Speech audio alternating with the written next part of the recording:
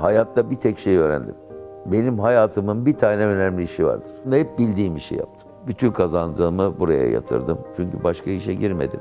Yokluktan bugünlere geldim. Varlıktan gelseydim bugünlere gelemezdim. Ekiplerimi aşıladığım birinci şey asla havaya girmeyin. Çünkü ben demeyi bırakın. Benliğin içine girdiğim vakit bir müddet sonra acı tecrübeyle karşı karşıya kalırsın. Yalnız kalırsın hayatta.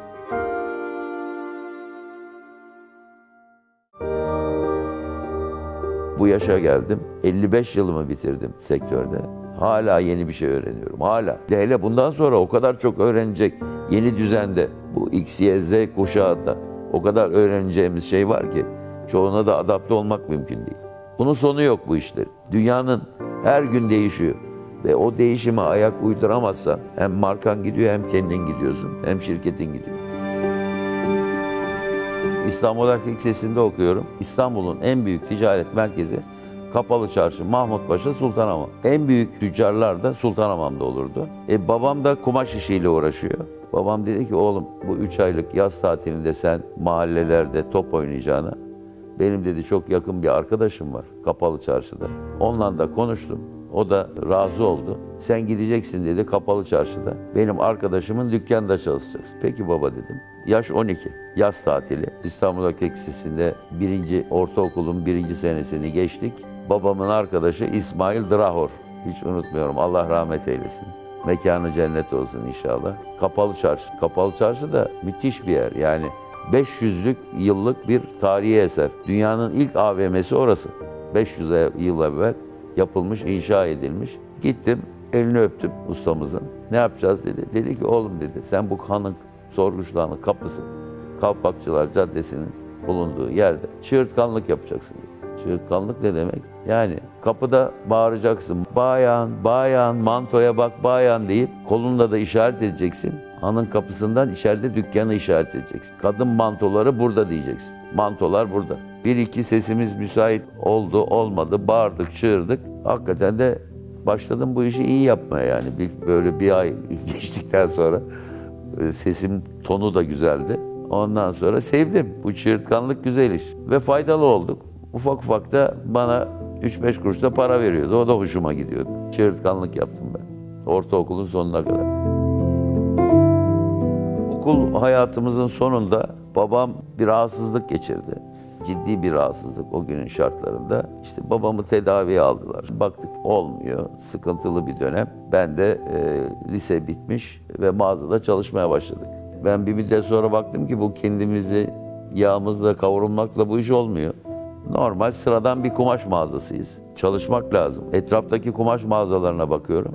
İnanılmaz derecede güzel kumaşlar var. O kumaşlar bizde yok. İşi öğrenmek için hiç unutmuyorum tam karşımızda Suraski mağazası vardı. Suraski Museviler yönetiyor. Zaten tekstil hep Musevilerin elindeydi. Benim ustalarım hep Musevi oldu. Bütün işi onlardan öğrendim. Hepsinden Allah razı olsun. Suraski de en güzel, en büyük mağaza. Hem kadın kumaş satıyor, hem erkek kumaş satıyor. Vitrinlerine bakıyorsun, içeriye giriyorsun bakıyorsun. İnanılmaz güzel kumaşlar var. Reytan Suraski çıkıyor piyasada bir yerlere gidiyor. Nereye gidiyorsa kumaş mağazalarına, kumaş fabrikalarına hepsini not ettim. Daha sonra ben gitmeye başladım. Kendimi takdim ediyorum. Ediyoruz da daha çoluk çocuğuz 22 yaşında, 23 yaşındaki bir insanın. Evladım sen nereden geldin diyorlar. Neresi diyorlar. Bazı şurası bilmem ne. Yavaş yavaş işte bu iyi yerlerden kumaş almaya başladık. 6 ay sonra bir baktık ki bizim kumaş mağazası en iyi kalite kumaş satan bir yer haline geldik. Ben de çok hırslıyım. Bir an evvel işi öğrenmek mecburiyetindeyim. Birkaç sene sürdü. En iyi kumaş mağazaları Beyoğlu'nda. O zaman Sevil mağazası var, Olimpiyat mağazası var, Bülent mağazaları var. İnanılmaz derecede büyük mağazalar ve en güzel çeşitler orada. İstiklal Caddesi'nde dükkan açmanın yanlış olduğu, böyle bir şeyi asla düşünmemen gerektiğini bana devamlı söylendi. Ama ben yerimde duramıyorum. İş de zaten tamamen benim üzerimde artık. Ben sabah açıyorum, ben kapatıyorum. Babam ciddi bir hastalık artık iyice ilerlemiş, kanserdi. Bir gün emlakçı telefon açtı, dedi ki İstiklal Caddesi'nde Mis Sokağı'nın köşesinde harika bir yer var. Adam bıkmış artık, yaşlanmış, bir an evvel devredip çıkmak istiyor. 5 dakikada oturup konuştuk. Ben şu kadar hava parası isterim dedi. Peki dedik, onu razı ettik. ve 24 Ekim 1969 günü İstiklal Caddesi'nde Kığılı mağazasını açtım. Açtığım gün babamı aldım, getirdim dükkana. Doktora götüreceğim diye babamı aldım, evden çıkarttım. İstiklal Caddesi'ne getirdim arabayla. O zaman İstiklal Caddesi'nde trafik var, hem gidiş var hem geliş var. Mağazanın önüne indik, babam kafasını kaldırdı. Ha, bir baktı orada Kığılı diye bir şey görüyor. Bu ne? Baba bu bizim mağazamız. Bir bismillah de, içeriye git bir dua et. Ondan sonra bir rahat et, bir çay iç. Babamı aldık götürdük oraya da ama babam rahatsız oldu işte. Ailede kimse bilmiyor. O gün aile öğrendi, Kığılı mağazası açıldı. Hayat güzel bir şey. Mutluluk güzel bir şey. Aile çok güzel bir şey. Ama her şeyin başında iş. İşinden mutlu olursan o mutluluğun verdiği haz aile hayatına yansıyor. Arkadaşların, dostlarınla beraberliğine yansıyor. Mutluluk güzel şey. Mutlu olman için de çalışacaksın ve doğru işi yaparak çalışacaksın. Nerede mutlu olmak istiyorsan, nereyi becerebiliyorsan o işi yap. Akşam aile meclisi toplandı. Biz dedi bu oğlan yanlış işler yapıyor. Yakında muhtaç oluruz birçok yere. Yanlış işler yapılıyor ve sıkıntılı bir döneme gireceğiz. El aleme muhtaç olacağız. Oğlanı da kaybedeceğiz. Hay Allah dedim yani ne iş yaptık yani gizli yaptık şunu yaptık. Aile kabul etmiyor. Biz kalkıyoruz dükkan açıyoruz. Neyse ertesi günü başladık. Dükkan çalışmaya başladı. Hem kumaş koydum hem de hazır giyime başladım. Nedir hazır giyimde? İlk olarak gömlek yapmaya başladım. Hiç bilmediğim işe girdim. Marka koymaya geldi. Ne koyalım? İşte o günün şartlarında baktık ki umumiyetle moda mecmualarını takip ediyordum yurt dışında. Bu modacıların hepsinin bakıyorum ya adını koyuyor ya soyadını koyuyor ya adını soyadını koyuyor. Biz şimdi adımızı koysak Abdullah diye bir marka mı olur yani? Kığılıyı koysak insanların okumakta zorluk çektiği alfabede yani i, yumuşak g, i'nın yan yana geldiği ve telaffuz etmekte çekindiği bir marka. Hala bile Kığılıyı tam olarak net bir şekilde söyleyen kişi sayısı azdır hala. Neyse biz Allah'a sığındık koyun dedik Kığılıyı. Kığılı markasını gömleklere başladık işlemeye koymaya başladık. Gömlek satmaya başladık. Bir baktık ki bu gömlek iyi iş. Gömleği pantolon, pantolonu efendime söyleyeyim trikolar. Hepsi başladık hızdan hareket ediyoruz. 6 ay geçti aradan baktım aile memnun olmaya başladı. Zarar yok, karlılık var. İşler iyi gidiyor. Herkes mutlu. Ağzını açıp ailede konuşan kimse kalmadı. Ben mutlu. İşleri hızlı bir şekilde çalışıyorum. Bu işin sırrı işi büyütürken kendi işini çünkü bu iş bir öz sermaye ile dönüyor. Öz sermayen ne kadar az olursa piyasada kredibiliten az oluyor. Ve dolayısıyla bankalarla dost oluyorsun. Bu işin bankalarla dost olduğun vakit geleceği yok. Piyasayla dost olduğun vakit piyasa kredibiliten bankalardaki kredibilitenden de 10 kat, 20 kat fazla olduğunda senin krediye ihtiyacın yok. Ticari kredin banka kredisinden daha üstün oluyor. Ticari kredi çok önemli. Piyasada bu adam düzgün, bu adam mal verdiğim vakit ben geleceğimi, alacağımı garanti altında görüyorum. Düzgün adam, namuslu adam, ahlaklı adam. Bu kadar basit bir şey. Ticareti yapman için saygınlığın olacak, güvenilirliğin olacak. Bir gün sene 1971 bir telefon aldım. Telefon eden bir hanımefendi dedi ki sizi Altın Yıldız'ın sahibi, Altın Yıldız Kumaş Fabrikası'nın sahibi Osman Boyner yarın sabah saat 10'da fabrikada bekliyor. Peki dedik, teşekkür ettim, kapattım ama şimdi Osman Boyner ben Osman Boyner'i tanıyorum. Türkiye'nin en büyük kumaş fabrikasının sahibi.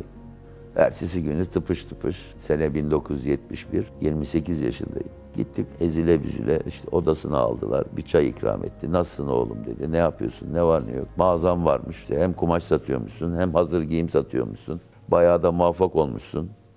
Çalışkan bir kimse olduğun söyleniyor. Teşekkür ettik. Dedi ki evlat, ben dedi Beymen Konfeksiyon Fabrikası'nı kurdum dedi. Hazır giyim, takım elbise fabrikası. Adı Beymen. Bu elbiseleri çıkartmaya başladık. Fabrikasını kurdum. İtalya'dan designerlar getirdim.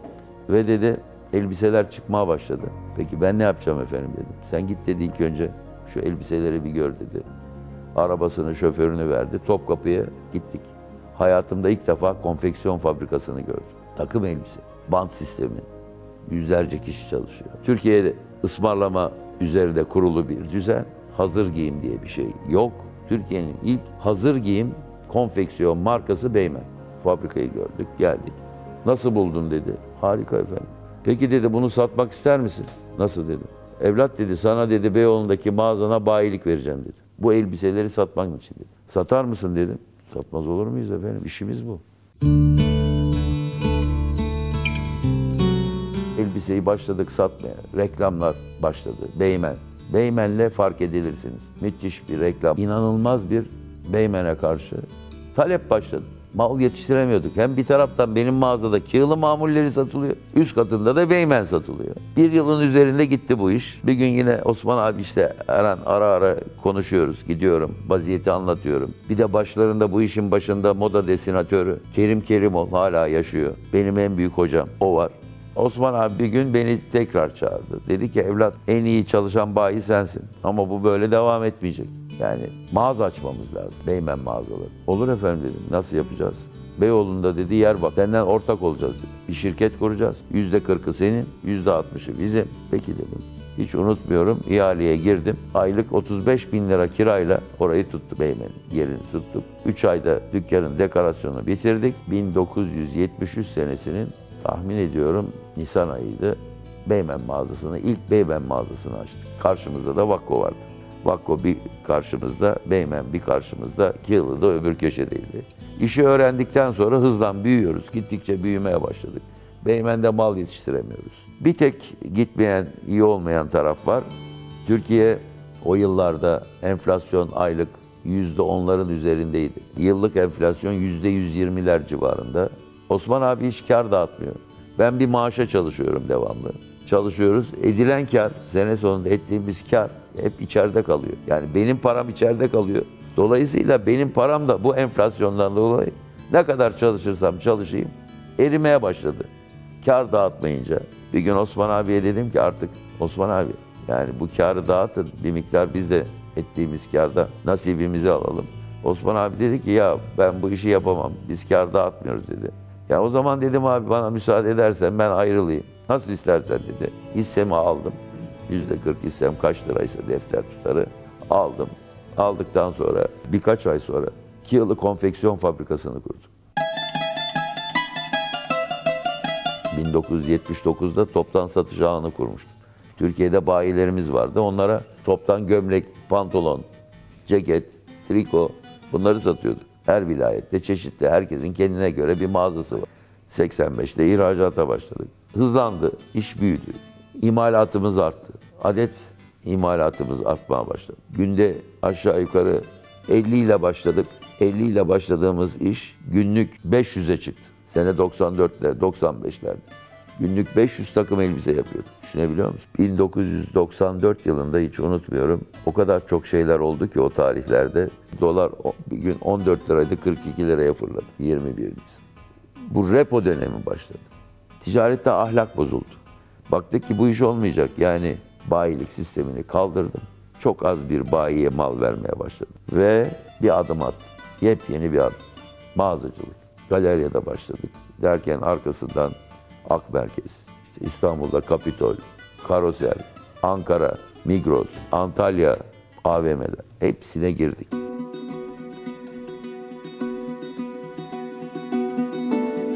Hiç unutmuyorum.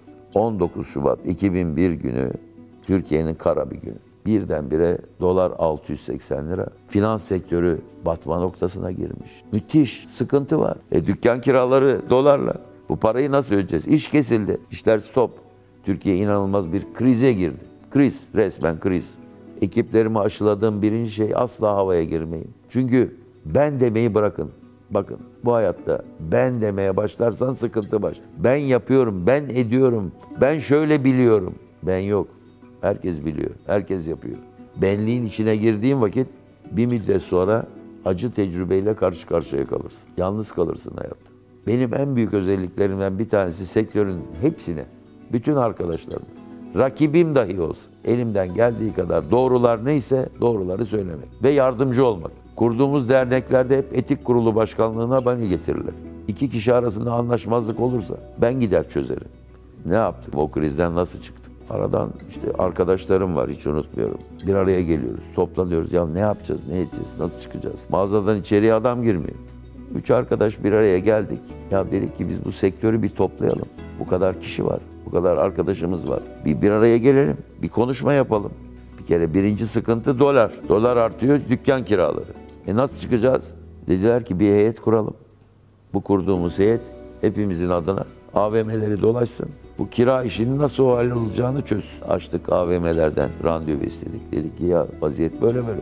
Biz bu işin içerisinde kaldıramayız. Şartları belli bir noktaya getirin. Bu işten bir çıkış olmamız lazım.